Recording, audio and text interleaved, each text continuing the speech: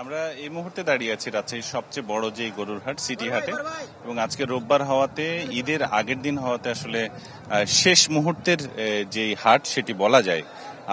দেখতেই পাচ্ছেন সকাল থেকে ব্যাপারীরা যে গরুগুলো নিয়ে আসছেন সেগুলো এখন পর্যন্ত ঢুকছে। এছাড়া ক্ষুদ্র খামারি সহ ব্যক্তি পর্যায়ের যে গরুর মালিক রয়েছেন তারা কিন্তু গরুগুলো হাটে তুলেছেন। অবাক করা বিষয়, এই হাটটি রোববার এবং বুধবারে চললেও গত 3 দিন থেকে কিন্তু এক নাগাড়ে চলছে। তারপরও বড় যে গরুগুলো সেটি কিন্তু হাটে খুব একটা নেই, কারণ এখন যারা গরু কিনবেন তারা সবাই স্থানীয় ভাবে যারা ব্যক্তি পর্যায়ে কোরবানি দিতে চান তারা। ফলে এখন সবচেয়ে বেশি পছন্দের গরু দেশি জাতের ছোট গরু। নগদের কাছে সব গ্রাহকই প্রিয়, তাই তো সারা দেশে ক্যাশ আউট চার্জ সবচেয়ে কম। তারপরেও দাম নিয়ে কিছুটা শঙ্কা এবং কিছুটা বাকবিতণ্ডা রয়েছে।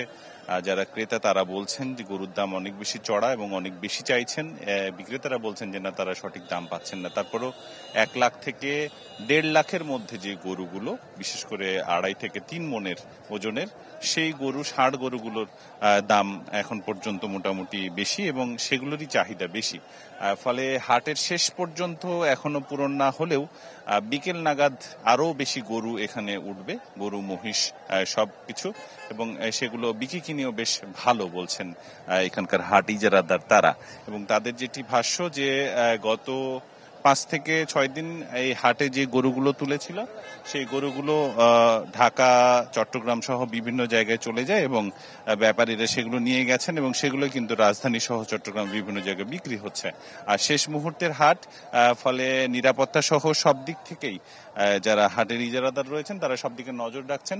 পুলিশ, আইন শৃঙ্খলা রক্ষাকারী বাহিনী তাদের দায়িত্ব পালন করছেন। ফলে বলা যায় যে এখন এই হাটটি আজকে সারাদিনে চলবে এবং রাত পর্যন্ত এটি মোটামুটি সরব থাকবে।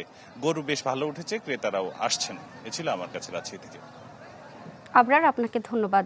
দর্শক, কোরবানির পশুর হাটের খবর জানছিলাম রাজশাহী থেকে।